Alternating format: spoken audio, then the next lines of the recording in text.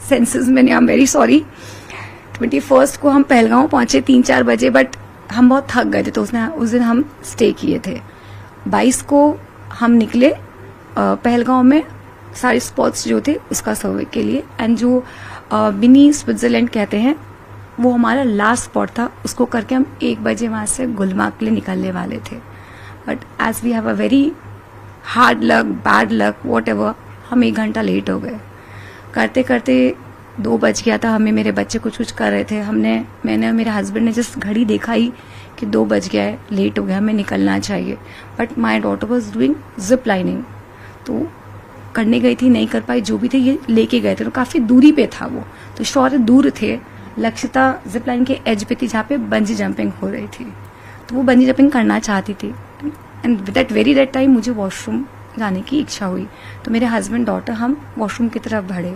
तो मैंने कहा 2 बज गया, दिनेश लेट हो रहा है, आप लक्षिता को बंजी जंपिंग करा दीजिए, मैं वॉशरूम जाके आती हूँ। सर मैं वॉशरूम, मेरा जाना हुआ। मेरे हस्बैंड ने बोला मोबाइल रख लो, बैग रखो। मैंने कहा वॉशरूम इतनी छोटी सी है, मैं नहीं जा पाऊंगी, मैं आती हूँ, उसमें नेटवर्क भी नहीं है। जैसे मैं वॉशरूम में घुसी, फायरिंग की आवाज़ आई, बट क्योंकि वहाँ एक्टिविटीज़ हुई थी तो मैंने ही उम्मीद करी थी कि जब मैं बाहर निकलूंगी मुझे ये देखने को मिलेगा।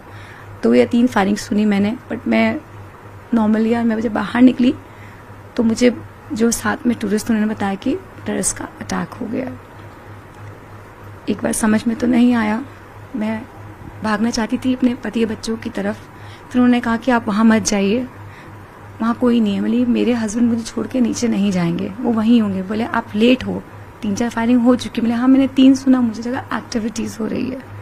तो उन्होंने मुझे फिर हाथ पकड़ के, सब एक दूसरे को हेल्प करे थे लेके जाने के लिए। तो वो घसीटते, गिरते, पड़ते, वो गॉज को फाड़ते हुए, वी जस्ट रनिंग। मैं गिरी, लोगों ने मेरा हाथ पकड़ के मुझे घसीट के नीचे उतारा, बहुत कुछ हुआ। एंड पूरा whole time I was trying to call my husband, my daughter, my son and myself also, because मेरा फ़ोन भी उनके पास था, ना मेरे पास कैश था ना मेरे पास फ़ोन था। But I was lucky enough कि मुझे कोई मिले। उनके फ़ोन में नेटवर्क था। मुझे मेरे बेटे का नंबर कैसे याद आया मुझे नहीं पता। मैंने इसको कॉल किया, बहुत देर लगाने के बाद शायद इनको कॉल लगा, तो इन्होंने कहा मम्मी मैं तो नीचे आ गया हूँ। तो आई वाज लाइक शॉक कि ये नीचे है, तो फिर श्योर दिनेश कहाँ है? आई was like shouting that time also.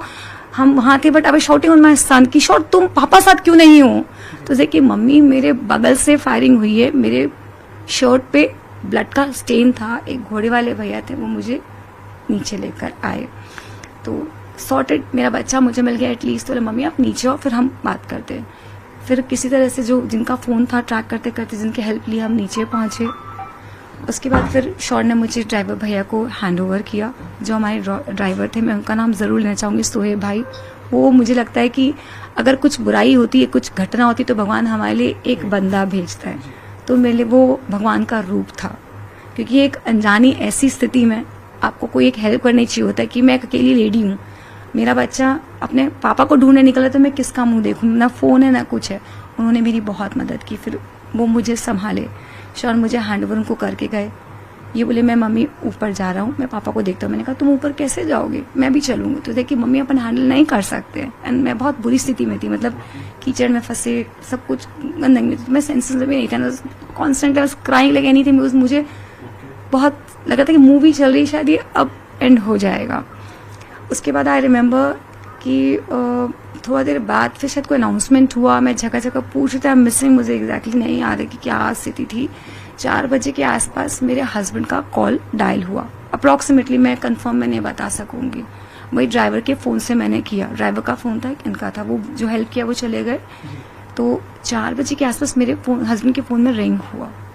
फिर एक बंदे ने उठाया। जब मैंने पूछा तो उन्होंने कहा कि चार्ज पे फ़ोन लगा है। मैंने कहा नॉट पॉसिबल कि एट दिस आवर मेरे हस्बैंड फ़ोन चार्ज करेंगे, आप हो कौन, आप बताइए हुआ क्या है? तो वो कुछ बोले ही नहीं। तो फिर मैंने ड्राइवर साहब को बोला कि आई थिंक ये मतलब आपके लैंग्वेज समझेंगे, कश्मीरी मेरे को शायद नहीं आता। तो जब उन्होंने बात किया, उनसे बात करके उन्होंने बोला कि ये बोल रहे हैं कि दोनों को घोड़े में नीचे भेज दिए।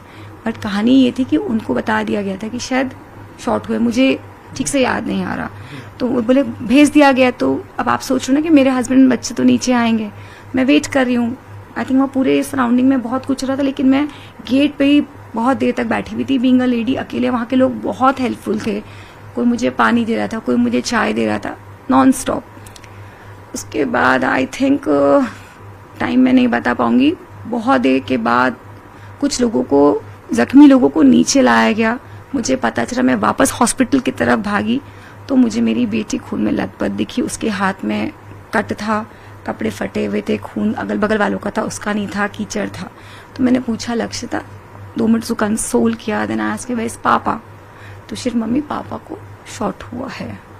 And I was like 2 minute मेरे को समझ नहीं आया, क्योंकि मेरे हस्बैंड को थ्रोम्बोसिस एक इशू होती है, वो होती है जिसमें आपका ब्लड क्लॉट होता है, तो आपको एक मेडिसिन लेनी पड़ती है जिसमें आपको अपना ब्लड पतला रखना पड़ता है। शायद मैं कुछ चीज़ें ऊटपटांग बोलूँ, मुझे नहीं पता, बट ऐसा है। तो अगर उनको चोट भी लगती है तो हमको ध्यान रखना पड़ता है कि उनको चोट न लगे, उनकी खून बंद नहीं होती है। तो कहने की मुझे टेंशन हो गया कि अगर इनको चोट लगी है, इनका तो खून ही नहीं बंद होगा। तो मैं लक्ष्यता को फिर थोड़ा, वहाँ जो लोग थे हेल्पफुल थे, उन्होंने हैंड ओवर किया, फिर ड्राइवर भैया को किया, वो आधा घंटा ये सब चला। फिर पुलिस वालों को बताने की कि मेरे हस्बैंड को गोली लगी है, प्लीज़ हेल्प, मेरे हस्बैंड कहाँ हैं।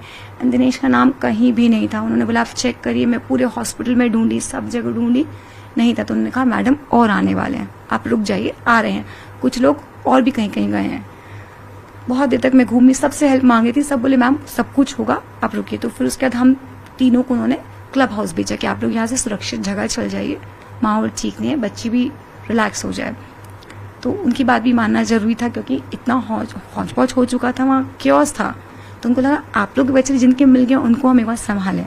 तो हम तीनों अपनी गाड़ी लेकर सोहेब भाई के साथ में पहलगांव का क्लब गए, शौर्य। देन क्लब में थोड़ा देर बैठने के बाद नहीं मन माना कि नहीं, मैं यहाँ नहीं बैठ के रह सकती हूँ, मैं चाहती हूँ कि मैं वहाँ देखूँ कि हो क्या रहा है, शायद मैं मिस कर जाऊँ, क्योंकि कोई दिनेश को नहीं जानते। दिनेश कहाँ मुझे ढूंढेंगे, बस फ़ोन नहीं है, दिनेश कैसे करेंगे। तो मैंने शौर्य को बोला हम चलते हैं। तो हम वहाँ स्पॉट पे गए, तो उन्होंने कहा मैडम आप कार पार्किंग में लगा के आप वेट कर सकते हो। उसके बाद क्या हुआ, मिसिंग, मेरा दिमाग ब्लैंक हो रहा। शौर्य से बात करते हैं, शौर्य बताएंगे वहाँ की कहानी। उसके बाद कार में मैंने पार्किंग में मम्मी और बहन को बैठाया शोएब भाई के पास पे। फिर मैं बाहर गया तो बातें चल रही थी कि कुछ लोगों को कहा जा रहा था कि अनंतनाग के जीएमसी हॉस्पिटल लेके जा रहे शायद तक, और कुछ लोगों को डायरेक्ट चॉपर से श्रीनगर ले जाया जा रहे। तो उसी में हम नीचे ही थे, वहाँ पे एक ऑफिसर थे, उनके पास में वो लिस्ट आते जा रही थी, तो उसमें हम चेक कर रहे थे बार बार नाम आ रहा है कि नहीं आ रहा है, आ रहा है कि नहीं आ रहा है। उतने में ही फिर मैं, सारी दुकानें तो बंद हो गई थी, तो मैंने वहीं बोला कि मेरे को एक फ़ोन चाहिए, बस कुछ भी करके एक फ़ोन और एक सिम। तो वहाँ पे कोई एक अंकल थे, उन्होंने अपनी दुकान खोली, पुलिस वालों से बात करके मेरे को एक फ़ोन और एक सिम दिया। तो मैंने वो लेके मम्मी को दिया और उनका नंबर घर वालों को दिया, ताकि मम्मी घर वालों से बात कर पाए।